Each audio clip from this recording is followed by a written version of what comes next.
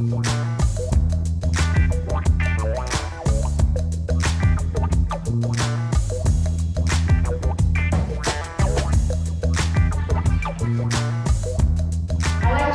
image because it speaks tons, and it really relates to the ICO frenzy we had last year.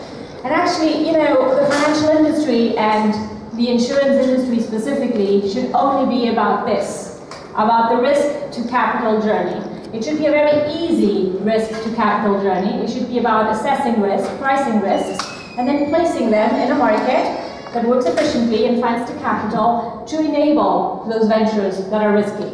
And that's all it should be about, correct?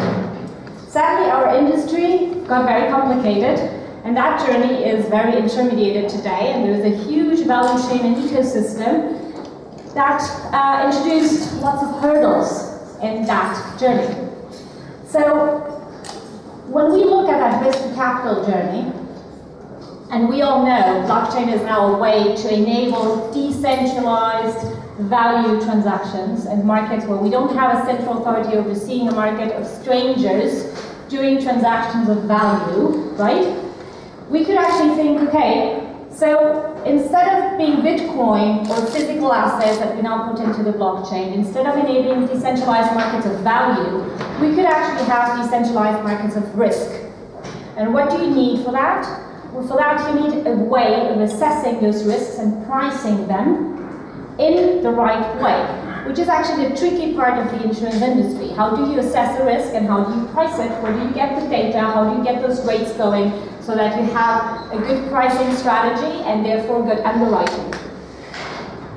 And there comes data. And one of the things you are building, and many people from the blockchain ecosystem are building, are data solutions, self-sovereign data solutions, identity solutions, and covenant solutions that at some point will be mature enough and distributed in a way that we can actually run that price assessment and that risk assessment through a smart contract without the need for further input.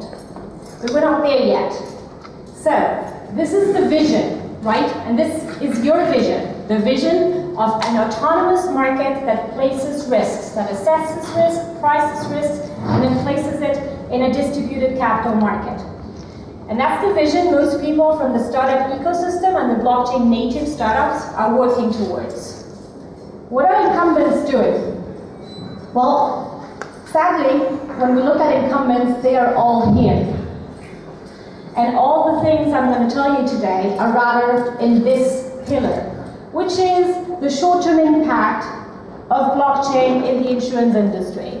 So while, you know, the consensus of this world are working here, while we're developing some solutions that enable us to really place peer-to-peer risk in a peer-to-peer fashion in autonomous markets, this is where the incumbents are. They're doing operational improvements, and most of the examples we're seeing are actually about efficiency and automation. Because sadly, most people in the corporate setting, they confuse automation with blockchain and blockchain with automation. And most automations the insurance industry is doing do not need blockchain because they can be housed in their servers and they don't need to be decentralized. But it's a start. So that's the common denominator of most of incumbents' activity. It is here. So is it really like that? Could it fully be automated within one of these, you know, underwriters? Well, not necessarily, because some of the things that are about synchronization automation are really about enabling ecosystems of value.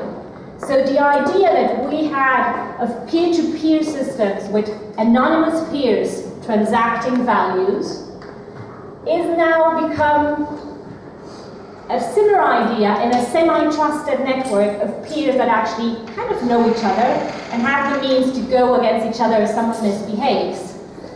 But the idea of that blockchain system enabling interactions among competitors and complex ecosystem is what they are trying to apply right now. So not necessarily an automation they could all house, but if one of them was to house it, or if they wanted to pay Microsoft or a cloud service provider to house those automations, they have the means to enforce it, because it's a semi-trusted environment. Okay, so this is where you guys are, building the new infrastructure for new type of analytics, and enabling at some point, hopefully, autonomous insurance. This is where the industry is, and here are some examples on how this is happening. So most of my clients I work with startups, some of them are in the room, and I also work with incumbents. And there's different ways for them to interact in the ecosystem. Some are very light touch. You know, I join a consortium, I let some people do the heavy lifting, and I make sure I get onto the market and provide momentum at some point, which is what you have over there. There's other players like AXA or Liberty that are actually over the whole spectrum of activities. They started incubators, they started accelerators, they're working with plug and play, they have in-house coders developing smart contracts. They're really going all the way in terms of enabling some blockchain-specific activities within insurance. If we look at those efforts, all of these efforts, the efforts on R3, you can go online and look at the use cases, the efforts on P3I, what the Risk Block Alliance is doing, what the Chinese are doing among the many consortia they've built. All of those are actually looking at efficiency and back-end and reducing costs. So how are they doing it, and what are the ecosystems that predominantly work within that incumbent space? Most of them are using Corda. And some of them are actually using Ethereum for certain things. But the idea that Corda, with their permissioned and private solutions, can actually provide them what they need from a point of view of selective disclosure of data and privacy is what is making this work and the prevalence of these ecosystems over other ecosystems. Why? Well, amongst others, because they don't understand the distributed solution space yet. They don't understand the self-sovereign data solutions and identity solutions. And it's not there, and what is out there is not mature and safe for them yet from a cyber perspective. So that is why we're seeing this. But many of these are actually agnostic. And some had started with Hyperledger, then moved to Corda, and if at some point another ecosystem prevails with the level of security they need, we will be able to do that bridge as well. So, when we look at enabling ecosystems of value, I like this example because it's an example of what's going on in the insurance industry when they think about blockchain. And this is a very simple one, it's on double insurance fraud. So they say, well, you know, until now, if someone claims insurance twice with 2 different carriers, we don't have how to, you know, we don't know. So what if we all just pull together the information of who is claiming what against whom? Well, most of my insurers and my clients will say, well, I don't want to do that because I don't want people to know who my clients are, I don't want to share my portfolio. What if I tell them that that client did it and they use that information to actually steal the client from me? Whatever it is. So selective disclosure becomes an issue. And then, you know, this is like a Mickey Mouse example of what we can do with blockchain. But essentially telling them, well, you can take just the passport number, the vehicle identification number, you hash it, you put it on a blockchain, you just look at the hash, you don't know what's behind it. And if it has been logged, you know, oh, someone else already tried to claim this insurance. And if not, you log it in, and then someone else can check it afterwards. Very simple example on how we use a blockchain in the insurance setting. So for you, this may be underwhelming. But for the insurance industry, this is a big deal because it enables them to have a way of centralizing or synchronizing certain type of information, for example, fraud information, in almost real time without sharing competitive information on their clients and their portfolios. So the other examples are about how do you do risk assessment and placement. And these examples are either from the logistics industry and cold chain and using smart container information and IoT information along the value chain of supply chains. And this example is about reinsurance. So in those cases, who owns the information needed to do the risk assessment? Well, the underwriters do. And there's a complex chain around reinsurance and cedents and who reinsures how much. And people don't want that information to be out there, but they need it to be synchronized. So these examples are actually about data that they already have and a new way of sharing it and enabling an ecosystem to be more efficient. The third example we have here are all about settlement. And we have many examples in the financial industry about settlement. Settlement of securities, settlement of cat bonds, settlement of payments. So Why is it interesting to use it for this? We could actually build a semi-centralized settlement industry utility to do this, right? Well, in this case, the reason we're using blockchain, or the industry is using blockchain, is because this is a way for them to understand how resilient it is, how sustainable it is, how stable it is, where the frictions are, if it can handle a lot of transactions or not. So to me, when I look at these examples, and some, make sense, like subrogation, it's a good example of something that makes sense, because there is a lot of conflict of interest when you're looking at subrogation. And other things like billing or invoicing do not make sense. We can do that. I mean, there's lots of firms doing that in a centralized way. You don't need to have this done through blockchain. But this is the way the incumbent industry is learning about blockchain and how it works. So I was telling someone yesterday and this morning, when you look at how blockchain has been evolving, 3 years ago, most of my clients would not know what it is. They would write it down, and they would be not really interested. Today, they kind of say things like, oh, but it's really expensive to run a node. Oh, so, they have been understanding what it implies to be in an ecosystem that uses this type of technology. So, here are more examples on the provenance solution space, mainly IoT-based. Solidum has been doing that for bond issuing, for insurance-linked securities, and we have some examples on the marine space. I worked on those. And then we have examples saying, well, actually, we can use some of the identity solutions tracking the provenance of goods to ensure and to prove insurable interest. So these examples are interacting a bit more with the startup ecosystem and with solutions that were not built by the insurance industry, where they're starting to get the idea of distributed data and provenance and identity solutions. So then the second part of it is, great, all of these people are building blockchains and doing all of these things, and we may too, but how is it riskier than what we had before?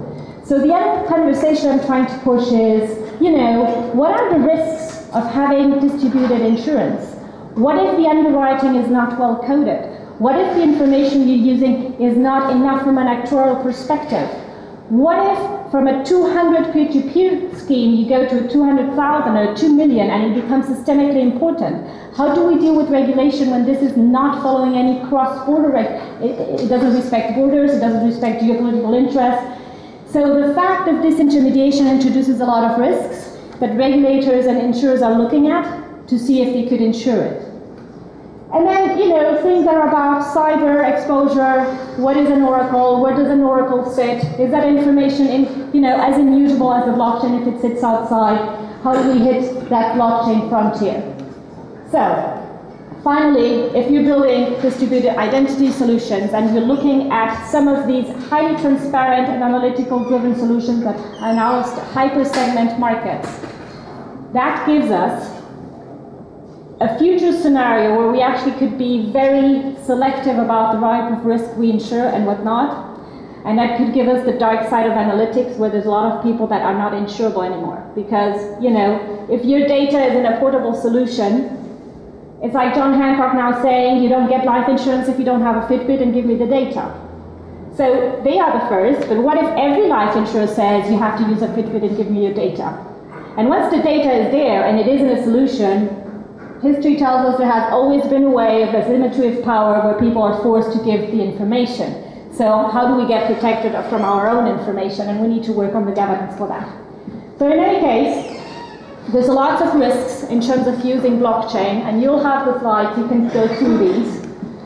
And there's a lot of opportunities for the insurance industry to understand those risks and start insuring them. So they are working on understanding the different scenarios, the different stacks, the different ecosystems, different protocols, and understand what the risks are, how many of those are cryptocurrency specific, and especially if they're already insuring some blockchain risks, because people are using blockchains among their clients, and they may be introducing new risks, and they have silent risks in their portfolio that they're not looking at. So this is the way incumbents are looking at the space today. So what does that mean? That also means that there is a lot of space for the insurance industry to communicate to you guys, to interact with you guys, and to discuss what is solid underwriting, what data do you need? Can a smart contract be running my software that generates pricing? can you actually use my Radar AI software to run a smart contract in a distributed fashion? So that's part of my job, looking at our technology and saying, okay, could we run this from a distributed point of view? So the idea that solvency and what reserving is, and rate making and strong underwriting, and how do we develop capital efficient solutions to enable these coded mutuals, that is also part of what we're trying to do, and also define, how you consume reinsurance. So what's the road ahead? This is the way incumbents think about blockchain. They think about in terms of efficiency and cheaper and automated products, or risks they need to insure. This is what the insurance industry is doing today, very different from what you're doing. And they're really struggling to do this, to understand it as a P2P risk placement mechanism. They don't get that yet. Or as an enabler of a business model that can be monetized. And every time you talk to an insurer, they will ask you, how do I monetize something where I'm not supposed to exist? You need to have an answer for that question. It's a key question I get asked by every client, and I think Stefan got asked that when we were in London. And then, some of these solutions are not risk resilient, and they're not stable, and they can't deal with very complex sources of risk yet. So instead of focusing on very complex type of solutions, I would encourage you to focus on those where risk is simple and can be assessed in the right way, without incurring in a lot of risks about the type of underwriting you're doing. Because I'm sure we'll be able to automate very complex risk solutions in the future, but I don't believe we're there yet. And with that, I thank you, and I hope you have lots of questions about, corporates and the dark side of the force.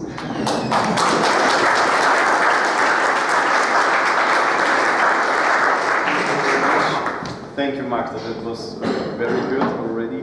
A great start. We have a second microphone. Thank you. Any questions from the audience, please? This is your chance now.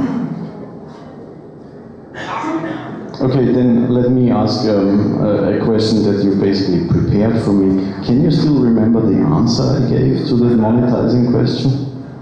Yes, I think you really deflected the answer. Thank you. Okay, very good. I think the monetization is really an issue because, and I was telling someone this morning, the moment someone does autonomous distributed insurance in a very Satoshi way of doing things, like there is no weather risk, there is no one, there is a Satoshi we don't know that codes a way to really price and place risk in an autonomous way. Well, when that happens, there's nothing we'll be able to do against it. There's no regulation, there's nothing we'll be able to do against it. Are we ready to do that today? I think not, because we need more plumbing, because we don't have the data to really assess and price risks in the way we need with safe sources. There's more needed, but I'm sure it will happen. We are working on this, Magda. We are working on it.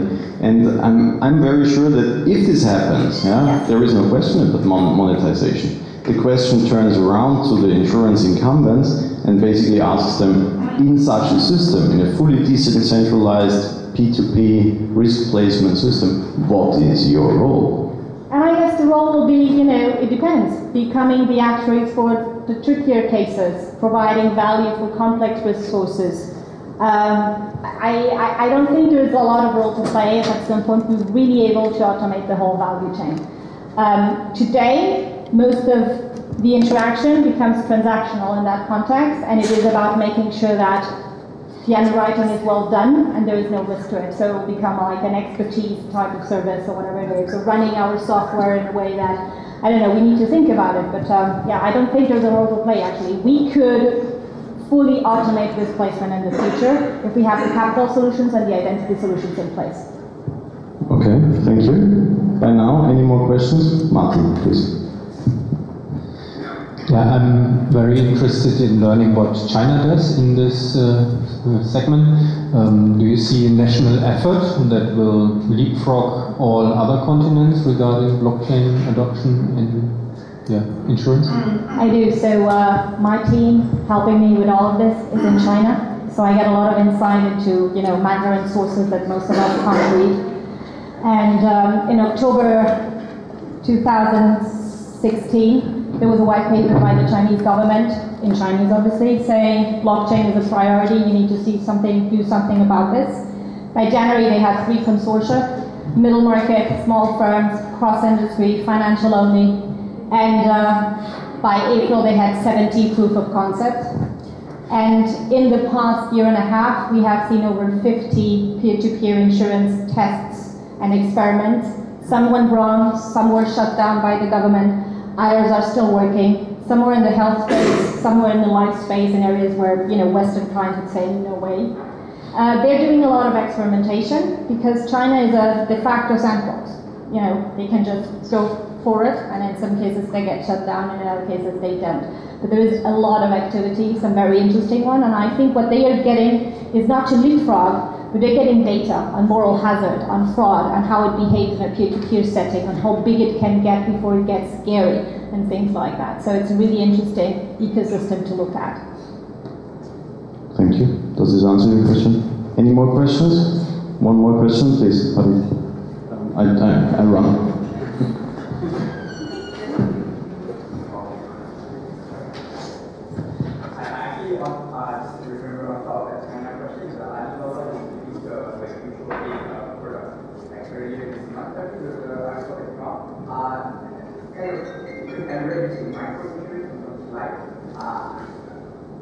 If you have any insights on that, you can share, but also what does the blockchain actually, what part of the blockchain actually be when it comes to micro life insurance? Okay, so there's one micro life insurance example. It's not in China, it's in Mexico, but I really like it because it is an example that shows exactly what blockchain should be doing and what it shouldn't be doing. So there's product insurance. Alibaba has done that, or phones that are connected to battery and connect to a smart contract, or refrigerators that communicate when they're failing. Okay, we can do that automation without the blockchain, and perhaps some people think it's interesting to know that if my fridge fails, I will get compensation no matter what. But actually the cases where that happens, are kind of rare. Usually, if you have product insurance and something fails, you get to pay. So on the micro life insurance in Mexico, that's a great example of what blockchain does that we couldn't do before. Migrant workers in the US, Mexican migrants, when they die, their families in Mexico usually don't get to know that they died, and certainly have no means of activating any type of life insurance. So the reason that micro life insurance really works is because Mexican migrant workers in the US are willing to pay for the fact that that's a contract that will self-execute and that no one will be able to stop, because they don't trust the insurer selling the insurance, and they know their families won't have access to the information to actually claim it. So that's a great example, because if you buy insurance and you die and you can't claim anything, you really want to make sure that it is housed in a place where no one can touch it and it will be executed exactly in the way you want it. And in the microinsurance and parametric space, looking at the underserved, that's a common thing of the underserved space. Not only that we lack data that we now will be able to build, but the fact that there is a trust issue and there is an execution issue in terms of claiming, and you take that off the sphere of the insurance, and that's the plus. So I think that's why that's a good example, the micro life insurance, and there is examples in China as well. Brilliant example. Thank you very much. Thank you. You're welcome.